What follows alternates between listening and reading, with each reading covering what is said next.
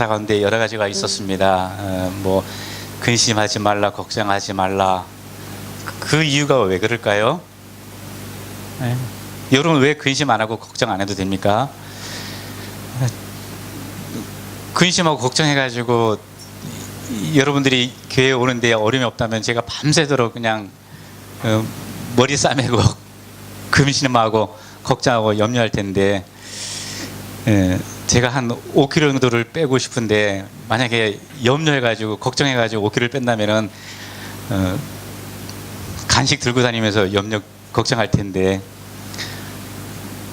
여러분들이 걱정하셔서 조금이라도 형편이 나아진다면은 대신 걱정해 드릴 텐데, 찬양할 때도 그러잖아요. 염려하지 말라, 근심하지 말라, 걱정하지 말라. 그 모든 것을 아시는 주님께서 늘 나와 여러분과 함께 하신다고 말씀해 주십니다. 믿으십니까? 예, 그 고백 날마다 삶 가운데 늘 하셨으면 좋겠습니다. 제가 설교 준비하면서 자료를 보다가 이야기 한 가지를 소개해 드리고자 합니다. 일본에서 1964년도에 큰 행사가 있었습니다. 그게 뭐냐면은 올림픽인데요. 16회 올림픽이 도쿄에서 있었습니다. 그때 하나의 일화를 소개해 드리고자 합니다. 경기장이 좁아가지고 그것을 확장하기 위해서 옆에 있는 지은 지 3년 된 집을 이제 작업하는 인부들이 지붕을 벗길 때 꼬리 쪽에 못이 박혀가지고 바둥바둥거리는 도마뱀을 발견했습니다. 말씀드린 것처럼 그 집이 지어진 지 3년 됐습니다. 그렇다면 그 사이에 누가 안 건드렸으면 그 도마뱀이 그 상태로 3년을 지냈다는 것이죠. 그런데 3년 동안 있었음에도 불구하고 그 도마뱀은 살아 있었다라는 것입니다. 얼마나 신기한 일이었습니까? 인부들은 그 상황을 알고 싶어 가지고 작업을 중단했습니다. 한 3일 정도를 자세히 관찰했습니다. 그랬더니 하루에도 몇 번씩 다른 도마뱀이 먹을 걸 가져와 가지고 그 도마뱀에게 먹이를 먹여다 주었다라는 것입니다.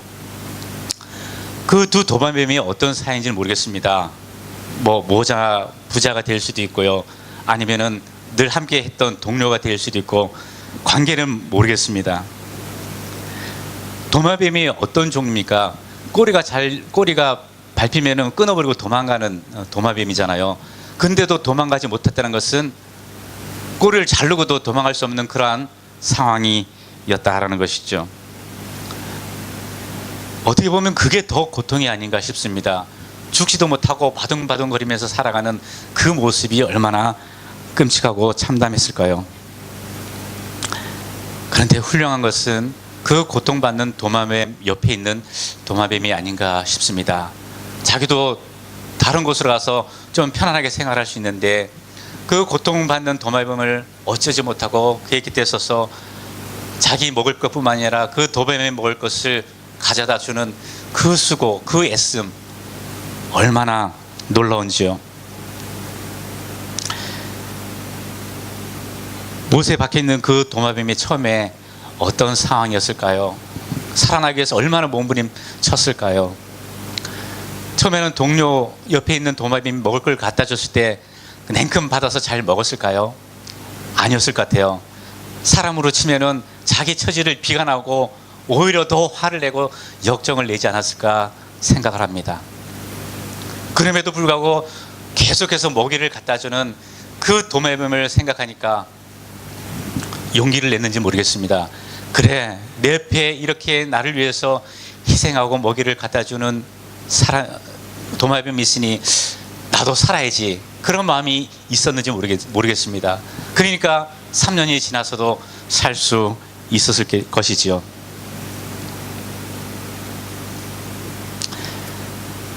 그렇게 하루에도 몇 번씩 위험을 무릅쓰고 먹이를 가져다 주는 생활이 3년이 지났습니다.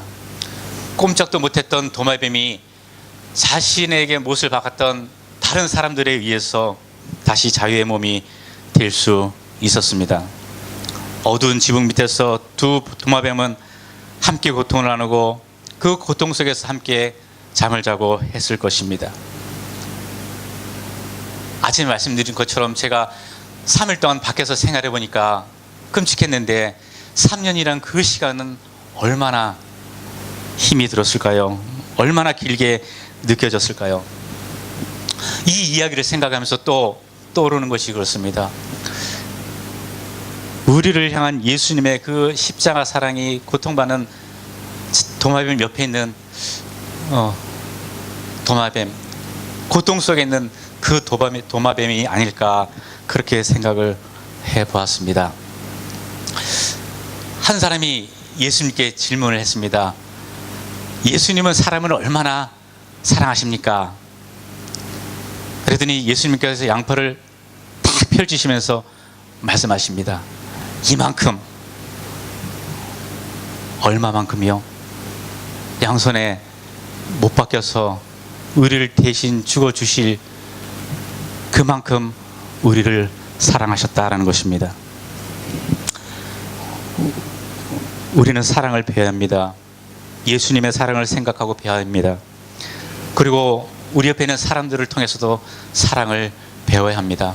부족하다면 오늘 소개한 그 도마뱀을 통해서도 우리는 사랑을 배워야 한다고 생각이 되어집니다. 그렇다면 우리가 계속 찬양한 것처럼 우리의 삶이 힘들어도 지치고 낙심되어도 어찌할 바 몰라서 방황할 때도 견딜 수 있는 힘이 솟아내라고 생각을 합니다. 오늘 본문 말씀을 통해서 그 예수님의 사랑을 찾았으면 좋겠습니다. 오늘 본문의 내용을 간략히 소개하면 이렇습니다. 예수님께서 갈릴리에서 전도하시는 중에 세례 요한의 제자들에게 소식 한 가지를 전해들었습니다. 그것은 세례 요한이 죽임을 당했다는 것입니다. 예수님의 마음이 얼마나 상심되고 낙심되었을까요? 그래서 조용히 배에 올라서 홀로 빈들로 가셨습니다. 그런데 많은 무리가 예수님이 빈들에 계시다는 소문을 듣고 모여들었습니다. 지금 예수님의 상황이라면 그냥 나 홀로 조용히 사랑하는 세례 요한을 생각하면서 아픔을 그냥 되뇌고 싶은데 많은 사람들이 예수님께 모여들었다는 것입니다. 그 모습을 보니까 예수님께서 차마 그들을 외면하지 못하고 그들을 불쌍히 여기셔서 만나주시고 또 여러 가지로 생명의 복음의 말씀을 전해주시고 또 많은 병자들을 고쳐주셨습니다. 예수님을 만난 그들은 저녁이 되도록 음식 먹을 생각도 없이 은혜의 시간들을 함께 가졌습니다. 예수님이 계시는 그 소식만 듣고 따라온 그들에게, 그 무리들에게 먹을 음식이 있었을 리가 없습니다. 그런데 제자들은 굶주린 청중들을, 무리들을 생각하니까 부담감이 생겼습니다. 그래서 그들을 마을로 보내자고 예수님께 말씀을 드립니다. 먹을 것 하나 없는 주위 환경을 둘러보았을 때 제자들이 보기에는 그것이 가장 합리적이고 또 좋은 방법이었을 것입니다. 그런데 예수님의 반응은 다릅니다. 너희들이 갈 것보다 그들이 마을로 돌아갈 필요 없다. 너희가 저들을 먹이라, 그렇게 말씀을 하십니다. 그래서 제자들이 가서 먹을 걸 다 찾아보니까 무엇밖에 없어요? 보리떡 5개와 물고기 2마리밖에 없었습니다. 만약 그걸로 사람들을 먹여 살릴 수 있었다면 아침 말씀에 등장하는 요나를 삼킨 그 물고기, 그만한 물고기가 혹시 2마리 있었으면 그들이 먹었을 수 있었을까요? 제자들은 예수님께 말합니다. 예수님, 우리에게 먹을 것은 이것밖에 없습니다라고 딱한 사정을 말씀드립니다. 주님은 그것을 가지고 무리들에게 먹이시기 위해서 기적을 베푸셨습니다. 이 내용이 사복음서에 전부 다 등장하고 있습니다. 그리고 이 사건이 일어난 곳이 어디입니까?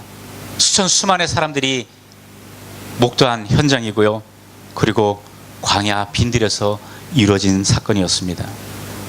저는 오늘 말씀을 통해서 우리가 잘 아는 오병이의 그 기적을 나누고자 하는 것이 아니라 한 단어, 빈들이라는 그 단어에 담겨 있는 그 의미를 함께 상고해 보고자 합니다. 첫 번째로 성경에 보니까 예수님의 빈들이 있습니다. 13절 한번 보실까요? 예수께서 들으시고 배를 타고 떠나사 따로 빈들에 가시니, 예수님께서 가신 빈들이 있습니다. 빈들은 헬라어로 에레무스라고 합니다. 이 말의 뜻은 사람들이 포기한 곳이라는 겁니다. 일반적으로 사람들은 지금보다 좀 더 나은 곳, 내가 갔을 때 좀 더 유익이 있는 것, 나에게 장점이, 강점이 있는 그런 것을 찾아가게 됩니다. 조금이라도 더 즐거움과 행복이 있는 것을 찾아가는 것이 일반적입니다. 그러나 빈들을 찾은 사람들은 빈들에 계신 예수님, 어떤 희망이나 나에게 유익이 되어질 그런 것들을 보고 간 것이 아니라 예수님이 그곳에 계시니까 그 예수님을 바라보고 갔다는 것입니다. 수많은 무리들이 갔습니다. 한두 사람이 간 것이 아닙니다. 그 많은 무리들이 예수님을 향해서, 예수님을 찾아서 갔다는 것은 예수님께 가면은 뭔가가 있다는 그것을 분명히 알고 있었다는 사실입니다. 여기에 큰 의미가 담겨 있는 줄로 압니다. 그것은 바로 황량한 광야, 사람들이 포기한 곳이라는 빈들이지만은 예수님께서 거기에 계시니까 무리들이 예수님께 나왔다는 사실, 여러분 놀랍지 않습니까?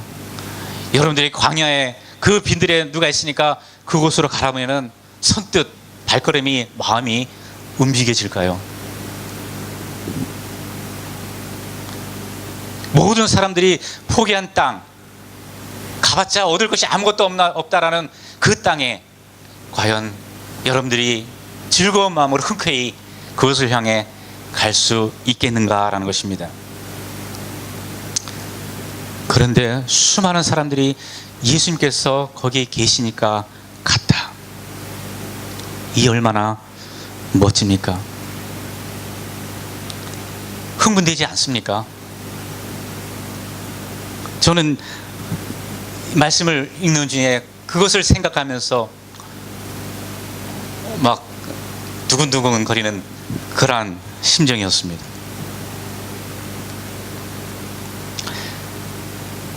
구약의 룻기서를 보면은 남편과 아들을 다 잃고 고국으로 돌아갈 수밖에 없는, 그리고 전혀 소망이 없을 것 같은 시어머니를 따라가는 룻의 모습이 나옵니다.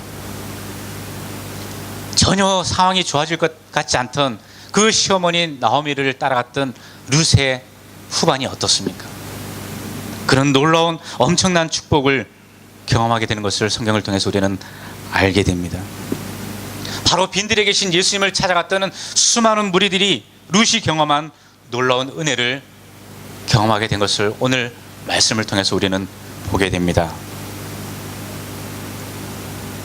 오늘 본문에서 예수님을 쫓아간 무리들도 오직 신앙의 마음으로 예수님을 찾았기 때문입니다. 본문 13절로 보면 예수님이 빈들에 가셨다라고 기록하고 있습니다. 예수님께 있어서의 빈들은 어떤 의미가 있을까요? 여러분이 만일 빈들에 있다면 그 빈들이 여러분에게 있어서는 어떤 의미로 작용하고 있을까요? 예수님께 있어서 빈들이라는 것은 혼자 계시는 곳입니다. 혼자 계시지만 또 그곳에서 홀로 하나님을 만나는 곳이기도 합니다.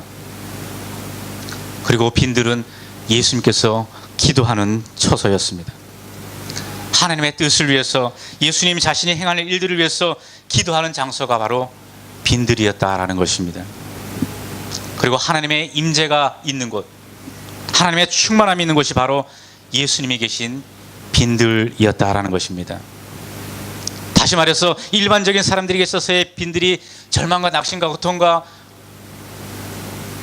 소망이 없을 것 같은 고통과 실패의 땅이었다면 예수님이 계신 빈들이야말로 예수님을 찾아 나온 사람들에게는 그곳이 소망의 자리요 하나님의 사랑을 경험하는 은혜의 장소였다라는 것입니다. 그렇기 때문에 수많은 사람들이 빈들로 예수님을 찾아올 만한 분명한 이유가 되었다라는 것입니다. 여러분들에게 있어서 광야나 빈들을 여길 때가 있다면 그때야말로 하나님을 만날 때요, 기도해야 할 때요, 하나님의 충만함을 경험해야 할 때라는 것을 깨달을 수 있기를 바랍니다. 예수님이 계신 그 빈들, 그 자리에 저와 여러분들이 서 있을 수 있기를 주님의 이름으로 축복합니다. 두 번째 빈들이 있습니다. 그것은 15절에 나오는 제자들의 빈들입니다. 저녁이 되매 제자들이 나와 이르되 이곳은 빈들이요 라고 기록하고 있습니다. 요즘 사람들은 어떤 이치에 맞는 적절한 명령도 자기 입장에서 먼저 생각을 해봅니다. 그래서 내 입장에서 따를만 하면은 거기에 반응을 하고, 그렇지 않다면은 냉정하게 거절을 합니다. 어찌 보면 교회 생활도 같지 않나 생각을 해봅니다. 합리적인 이해의 바탕에서 참했으면 좋겠다, 그런 경향들이 많이 있다는 것이죠. 나 자신에게 오게 되는 어떤 이해 타산에 따라서 활동하거나 참여한 경우도 빈번함을 보게 됩니다.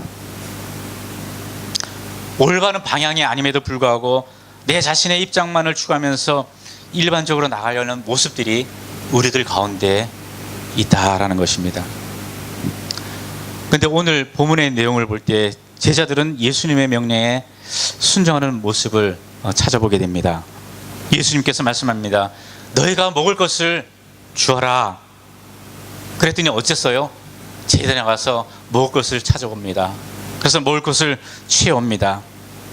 혼자밖에는 못 먹을 만한 그 도시락을 바라보면서 큰 잔치를 배설할 요양으로 수십 명씩 짝을 지어서 앉히는 것을 누가복음에서 찾아볼 수 있습니다. 예수님께서 말씀하셨기 때문에 그 말씀을 의지해서 그런 행동을 하였다라는 것입니다. 예수님 말씀에 전적인 순복을 할 수 있었던 제자들의 배경이 무엇이었을까요? 그것은 다른 게 아닙니다. 오직 예수님을 믿었기 때문입니다. 예수님을 신뢰하였기 때문입니다. 예수님을 사랑하기 때문입니다. 그렇기 때문에 현실적으로는 도저히 일어날 수 없는 그런 상황임에도 불구하고 그들이 나가지고 음식을 갖고 오고 그 음식을 놓고 말씀대로 많은 무리들을 따로따로 앉히는 일들을 했다라는 것입니다. 그런데 그 전에 우리가 한 가지 짚어봤으면 좋은 것이 있습니다. 그것은 13절에 나오는 예수님의 빈들과 15절에 나오는 제자들의 빈들에는 너무나 큰 차이가 있다라는 것입니다. 앞에서 예수님의 빈들은 어떤 곳이었습니까? 하나님을 만나는 곳이라 그랬죠. 또 기도하는 곳이라고 말씀드렸습니다. 하나님의 충만한 임재가 있는 곳이라고 말씀을 드렸습니다. 그러나 제자들에게 있어서의 빈들이라는 것은 황량한 장소입니다. 아무것도 없는 것입니다. 뭔가 할 수 없는 상실된 상태를 보여주는 것입니다. 제자들이 빈들을 둘러봤을 때 무엇이 있었나요? 아무것도 없었습니다. 그들이 뭔가 할 수 있는 것이 있었습니까? 콤비니라도 있었으면 그 콤비니에서 여러 가지 갖다가 나눠줬을 그런 것도 없었습니다. 무엇도 할 수 없는 곳이라고 여겼습니다. 그래서 자신들을 포함해서 제자들 자신들을 포함해서 무리들이 사람들이 할 수 있는 것은 필요를 해결하기 위해서 마을로 가는 것이라고, 세상으로 가는 것만이 해결책이라고 그렇게 생각을 했습니다. 그것이 그들이 볼 때 희망이었습니다. 일반적으로 볼 때 당연합니다. 수천수만의 사람들을 먹여 살릴 수 있는 것이 광야에서 가능한 일일까요? 없습니다. 그들을 빨리 돌려보내서 여러분 스스로가 먹을거리를 해결하십시오 라는 것이 오히려 더 현명한 판단이 아닌가 생각을 해봅니다.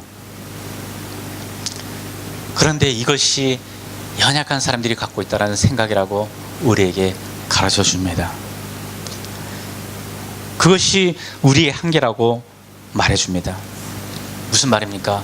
우리는 일단 우리 눈앞에 보이는 그것에 집중하고 만다는 것입니다. 그 다음의 단계를 보지 못하고 우리 눈앞에 있는 거기에만 우리의 시선이 고정되어 있다는 것입니다. 정말로 예수님께서 행하실 그 놀라운 능력을, 권능을 제자들이 빨리 캐치했다면 좀 더 마음이 평안하지 않았을까 싶습니다. 많은 무리들에게 당당하게 외칠 수 있었을 것입니다. 조금만 참으십시오. 그러면 예수님께서 이 모든 것들을 다 해결해 주실 것입니다. 그럼 분위기가 얼마나 좋았을까요? 현실적으로 볼 때 제자들의 태도는 아주 합리적이었다고 보여집니다. 아무리 그들을 도와주려고 해도 자기들이 가진 것이 없으니까 해결할 수 없다는 그들의 판단, 그건 누가 뭐라 그럴 수 없는 그러한 현실적인 상황이었습니다. 그런데 그들에게는 앞에서 말씀드린 것처럼 예수님께서 수많은 무리들에게 갖고 계셨던 그 사랑이 부족하지 않았나 생각을 해봅니다.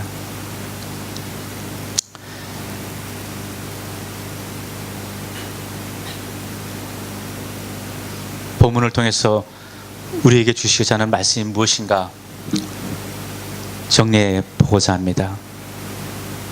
황량한 빈들에서 예수님을 찾던 그들처럼 소망과 용기와 희망을 잃고 방황하는 오늘의 상황 속에서도 그때 수많은 무리들이 오직 예수님만 바라고 예수님을 흠모하고 찾았던 것처럼 우리 역시도 그 예수님을 바라보고 예수님께 나가야 한다는 것입니다. 오늘날을 부여 속의 빈곤이라고 얘기를 합니다. 빈들에서 방황하는 삶의 목적을 잃고 방황하는 사람들이 얼마나 많습니까? 삶이 바빠서 온전한 예배자로 서지 못하고 주일에 참여하기를 원하지만은 한편의 마음에는 겁내는 경우들이 있지는 않습니까? 교회를 찾는 사람들이 진정으로 예수님을 만나지 못하고 때로는 사람들에게 시달리고 내가 해야 될 것들을 억지로 해야 되는 그러한 부담감을 가지고 피곤해하는 사람들이 있지는 않습니까? 풍요 속에서 빈곤을 느끼며 많은 교회들 속에서 예수님을 찾아 헤매는 사람들이 보여지지는 않습니까? 당장 삶의 문제가 연결되어 있어서 최선을 다해서 피곤함을 견뎌내며 열심히 악착같이 살아가는 많은 사람들을 보면은 저 역시도 참 안타깝고 마음이 아픕니다. 그럼에도 불구하고 우리가 기억해야 될 것은, 또 우리가 고백해야 될 것은 우리에게는 예수님이 있다는 사실입니다. 수많은 무리들이 빈들에 갈 수 있었던 그 배경, 그곳에 예수님이 있었기 때문이라고 말씀드렸습니다. 예수님이 나를 살리기 위해 십자가에 달려 죽어주셨다는 그 놀라운 사실이 우리에게는 있습니다. 그렇게 하지 않으셔도 될 분이 이 땅에 오셔서 나의 모든 죄를 혼자 담당하시고 구원의 은혜와 사랑을 베풀어 주셨다는 사실 말입니다. 오늘날 굶주림은 보리떡이나 생선의 문제가 아닌 하나님의 감동으로 전달되는 순수한 말씀의 양식이라는 것입니다. 오염되지 않은 진리의 말씀이 절실하게 그려지는 것이 오늘의 삶이라는 것입니다. 오늘의 굶주림도 예수 그리스도를 만나고 그분의 축복 속에서 채워진다는 것을 우리에게 교훈해주고 있습니다. 그러므로 지금 내게 주어진 삶의 빈들에서도 우리가 해야 될 것은 예수님을 찾고 또 찾고 그 주님을 만나야 할 것입니다. 이 시간 우리는 광야에서 예수께서 행하신 이적을 통해서 그가 오늘 우리에게 하시는 말씀을 들을 수가 있었습니다. 예수님은 우리에게 요구하는 것이 있습니다. 그것은 다른 것이 아닙니다. 우리의 믿음의 고백입니다. 너의 믿음의 고백을 나에게 올리라는 것입니다. 어떤 고백입니까? 주님, 저는 주님 한 분만으로 만족합니다. 주님과 함께 있을 때가 가장 행복해요. 주님이 있어서 너무나 좋아요. 감사해요. 주님이 저의 피난처가 되어주시잖아요. 주님이 저의 생명이시잖아요. 주님이 저의 양식이잖아요. 주님이 듣고 싶어 하시는 것은 그 고백인 줄로 믿습니다. 다른 것 필요 없습니다. 그 고백이면은 주님께서 가장 기뻐하실 줄로 믿습니다. 잠언서 25장 13절에 보면은 충성된 사자는 그를 보낸 이에게 마치 추수하는 날의 얼음 냉수 같아서 능히 그 주인의 마음을 시원케 하느니라고 말씀합니다. 하나님께서 말씀합니다. 아, 시원해. 너무너무 시원해. 난 너 때문에 시원하단다. 하나님, 뭐가 그렇게 시원해요? 제가 해드린 게 없는데 뭐가 그렇게 시원해요? 하나님이 말씀해 주십니다. 내가 잘하고 못하고는 그 다음 문제고, 넌 지금 내가 있으라고 한 그 자리에 있지 않니? 그것이 나의 마음을 시원하게 하는구나. 하나님 앞에 살아난 마음으로, 간절한 마음으로 예배 드리기 위해서 이 자리에 앉아있는 여러분, 그것을 보시고 하나님께서 시원하라고 말씀합니다. 우리 모두가 그 하나님의 마음을 시원케 해드리는 예배자가 되었으면 좋겠습니다. 사랑하는 여러분, 제자들이 서 있던 빈들이 아니라 예수님이 계시는 빈들, 그것이 우리가 있어야 할 자리인 줄로 믿습니다. 우리가 있어야 할 자리에 있음으로 해서 하나님의 마음을 시원케 해드리는 저와 여러분들이고, 주님 감사해요. 주님 사랑해요. 주님이 있으라는 그곳에 언제라도 있겠습니다. 그러한 고백의 삶이, 그러한 삶을 실천하는 것들이 하나님의 사랑과 평안과 충만함을 경험하는 은혜가 된 줄로 믿습니다. 기도하겠습니다.